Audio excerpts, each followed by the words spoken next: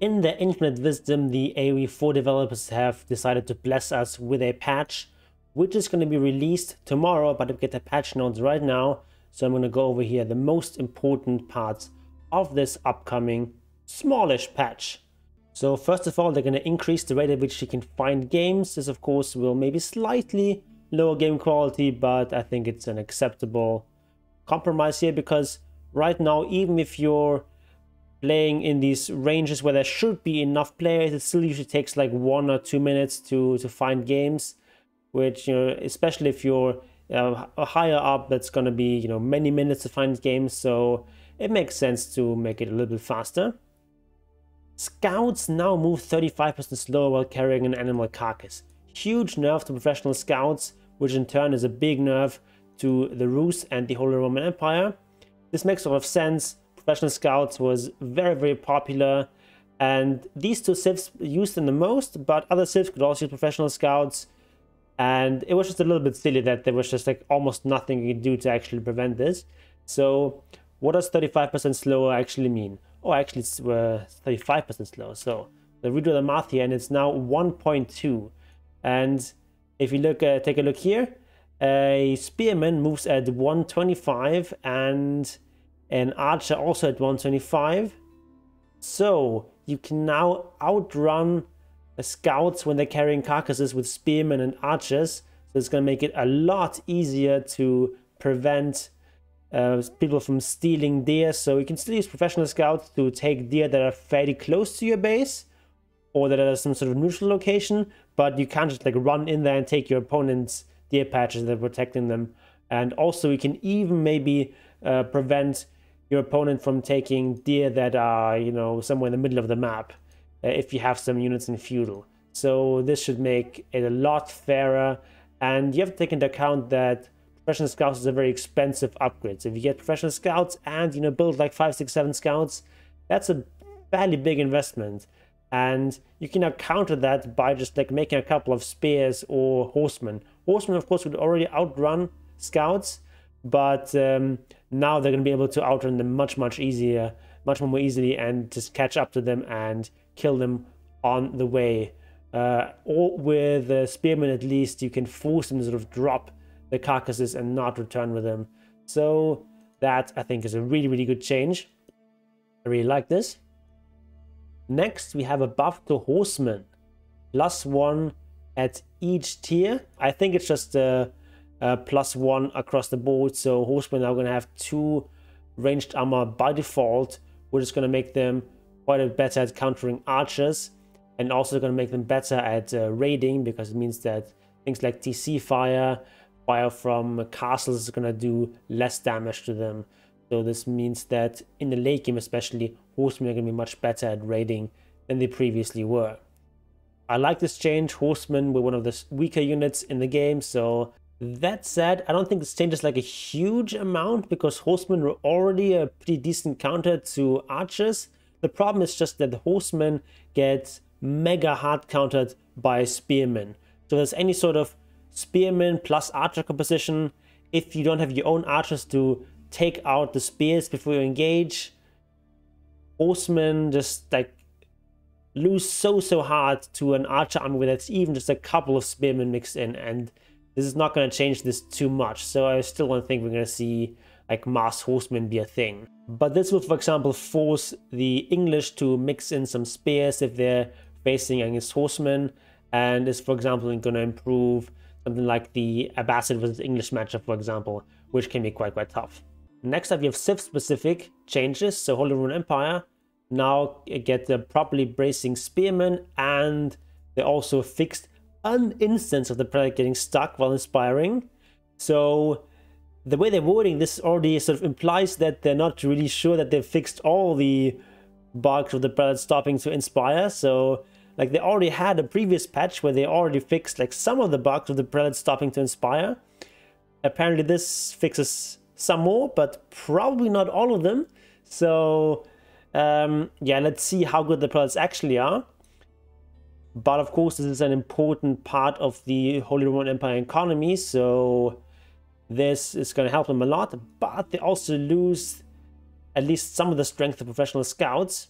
Overall, Holy Roman Empire should be a bit stronger, but not by too much, because the professional scout is really, really important to the dominant fast castle strategy that Holy Roman Empire is going for these days. Next up, we have the Rus with some pretty major nerfs. So first of all, horse archers now attack slower. Fire rate changed from 2.0 to 2.5. So in theory, this means that they're now gonna attack 25% slower, but actually the real attack speed is not 2.0. Actually, horse archers attack in the current live version as fast as archers do, but archers also don't attack at the advertised 1.5 attack speed. So there's like lots of units actually in AoE4 that don't attack at the rates advertised. I'm not sure if this is a problem with the tooltips or with the game itself, but in any case, there's lots of inconsistencies, which is also something they acknowledge here. So what's going to be the actual attack speed? Who knows? But you know, it's going to be a bit slower than this, than it currently is. So that's a fairly significant nerf for horse archers. And they also no longer get extra attack speed and damage from incendiary arrows technology. And a late game nerf for horse archers. And an extra Rus nerf, warrior monks now move 25% slower while carrying a relic. So it's to now be much easier to contest the relic gathering from the Rus with the Abbey of the Trinity. And in addition to that, you also have the nerf to professional scouts. So there's like 4...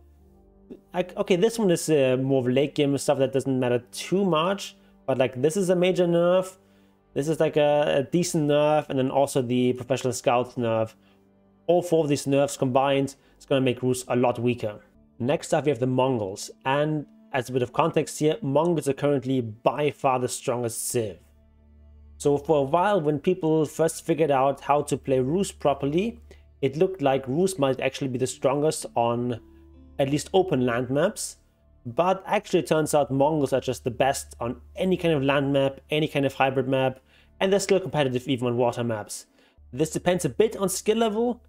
At lower skill level, Mongols are not as good as at higher skill levels, but even at the lower skill levels, Mongols are still the best civ, and at the higher end, Mongols are just the best civ by far. So they're due for some major nerfs here.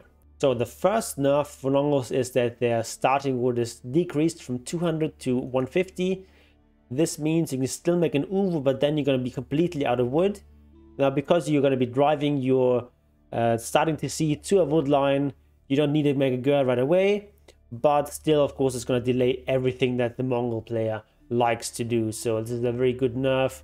And specifically targeting the early game, I think, is the way to go. What I would have liked to see is also a nerf to the stone gathering rate of the Uvu. Maybe make it dependent on the age, so you get less in Dark Age and then sort of ramps up. Because right now you get basically the equivalent of 2.5 villages in stone for just a one-time investment of 150 wood, which is insane. So just like compare that to the bonus of the French, for example, where they make faster villages. This is going to give them at the end of Dark Age maybe like a 1 village advantage. The Mongols get like a 2.5 village advantage right away, because they can still make an Uvu right from the start. So Mongols are still going to be very, very powerful in the early game, but this is going to slow things down a little bit, so really good change. Next is outpost cost increased from 70 wood to 100 wood. So a big part of the reason why Mongols are so strong right now is that tower rush. So because Mongols have this very strong economy at the start, they can just very easily afford to make a barracks and just pump out spearmen powered by their Uvu, and it's very hard for the other civs to match that. And combine that with their cheap outpost, they can just send forward like 1 or 2 villages, and they're still going to be ahead in the economy because they get the equivalent of 2.5 villages from the Uvu. And then you can just make towers on your resources, and if you want to make counter towers with other civs, you're going to pay more for the outposts, and you're also just going to have just less unit production. But now that it costs 100 wood, this strat is going to be a little bit weaker. I still think towers is going to be viable, even with those nerfs, but the other civs are going to have much more of a chance now. Also fixed an exploit where it was possible to own multiple Uwus. Okay, nice. And Mongol Kaganate Palace can now be packed correctly. And also removed the requirement from all Mongol buildings that they must have an empty queue. So that's a nice quality of life change for Mongols. It's going to make them a little bit easier to play. So overall, I think this is not enough of a nerf, but it's a good start. Next up, we have the Delhi Sultanate. So like the HRE, they get properly bracing spearmen now finally. And then there's like a lot of changes to how the research times work, making sort of everything more consistent. So some of the late game techs get slower, sort of bringing them in line with some of the other late game techs, and it's still going to be very slow to get these Imperial Age techs. But you have to take into account that also other civs pay a very high resource cost for those techs as well. So and it's also like late game nerfs. Late game nerfs are almost always less significant than early game buffs or nerfs. And there's going to be a lot of early game buffs here, like, you know, Piety is going to be much faster, Hardened Spearman is going to be like half the time, Sanctity is faster, Herbal Medicine is faster, Honed Blades. So like this is like especially, I think this was kind of a bug that it took this long, but now it's much more reasonable. So whole bunch of buffs for Delhi Sultanate. And Delhi is already like a pretty good civ on certain maps, and with these buffs, I think they're going to be quite competitive. And then finally, we have some changes to the Chinese, mostly to their Fire Lancer. So they're going to be more expensive, 40 extra food cost, quite a significant nerf here, and also losing the bonus against ranged units. They do get like some buffs, like they get more health, for example. Torch damage gets reduced. So a bunch of changes, but basically what this means is Fire Lancer is going to be a lot less effective. And I still think Chinese is going to be quite a strong save, especially on more closed maps. So for example, the Nest of Bees that are coming out of the clock tower is not been addressed, and all the like, clock tower units having so much extra HP makes Chinese so strong once it gets to this siege death ball kind of stage of the game. And it's still going to be hard to kill Chinese in the early game. Nothing's going to change here. So on the whole, I think Chinese is still going to be one of the strongest civs, especially now that the Mongols and the Rus have been nerfed.